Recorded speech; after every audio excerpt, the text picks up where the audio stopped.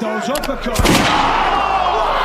C'était la surprise de l'année, le genre de retournement choquant qui fait bondir Dana White de son siège. Sur la scène de la série des Contenders de Dana White, le combattant en short bleu était en train d'être démantelé, dépecé pendant près de 2 minutes d'affilée. La correction était précise, implacable et il semblait n'être qu'une question de temps avant que l'arbitre n'intervienne. Et puis en un clin d'œil, le scénario s'est inversé et l'histoire s'est écrite.